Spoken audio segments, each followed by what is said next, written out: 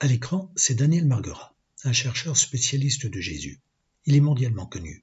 Dans son domaine, c'est un des plus estimés, un des meilleurs. Il a mis en ligne une toute petite vidéo, 40 secondes, où il nous explique qu'il est absurde de penser que Jésus n'a pas existé. L'ennui, c'est qu'il ne prouve rien du tout. Ses arguments sont mauvais. C'est ce qu'on va voir maintenant. La théorie sur la non-existence de Jésus est une absurdité complète parce que nous n'avons pas de personnage de l'Antiquité sur lequel nous disposions d'autant de sources anciennes, aussi nombreuses, aussi variées et aussi précoces. Nous sommes mieux renseignés sur Jésus de Nazareth que sur n'importe quel autre personnage de l'Antiquité. Donc, douter de son existence nous ferait douter de tous les personnages, de tous les empereurs dont parlent nos livres d'histoire. Non, la question n'est pas de savoir si Yeshua a vécu. La question, c'est de savoir qui fut Jésus. Alors, vous êtes convaincus? Réécoutons la première phrase. La théorie sur la non-existence de Jésus est une absurdité complète parce que nous n'avons pas de personnage de l'Antiquité sur lequel nous disposions d'autant de sources anciennes, aussi nombreuses, aussi variées et aussi précoces. Là, il y a une erreur de raisonnement. Pour Daniel Marguerat, ce qui fait la qualité des sources sur Jésus, c'est qu'elles sont précoces, nombreuses et variées. C'est vrai, mais ça ne montre pas que Jésus a existé. Des sources précoces, nombreuses et variées peuvent très bien parler d'un personnage de fiction. Un exemple, Tintin et Milou. Les albums d'Hergé datent du XXe siècle, et ces albums racontent des histoires du XXe siècle. Les sources sur Tintin et Milou sont donc aussi précoces que les sources sur Jésus.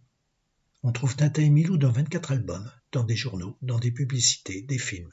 Les sources sur Tintin et Milou sont plus nombreuses et plus variées que les sources sur Jésus.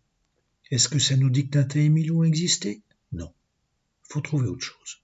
Heureusement, Daniel Marguerat a un autre argument à nous proposer. Nous sommes mieux renseignés sur Jésus de Nazareth que sur n'importe quel autre personnage de l'Antiquité.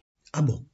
Daniel Marguerat nous dit que nous sommes mieux renseignés sur Jésus que sur n'importe quel autre personnage de l'Antiquité.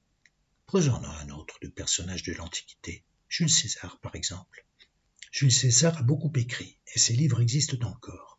En plus des écrits de César, on a au moins une source contemporaine, Cicéron, qui a personnellement connu César, et il nous en parle dans sa correspondance. Il y a aussi des monnaies à l'effigie de César, et l'archéologie a dégagé des installations militaires que César a réalisées. Pour Jésus, il n'y a rien de comparable. Bien sûr, c'est normal. Jésus n'a pas dirigé Rome, c'est normal qu'on ait davantage de renseignements sur César que sur Jésus. Mais il ne faut pas dire que... Nous sommes mieux renseignés sur Jésus de Nazareth que sur n'importe quel autre personnage de l'Antiquité. Le titre de la vidéo de Daniel Marguerat est « Existe-t-il des preuves de l'existence de Jésus ?»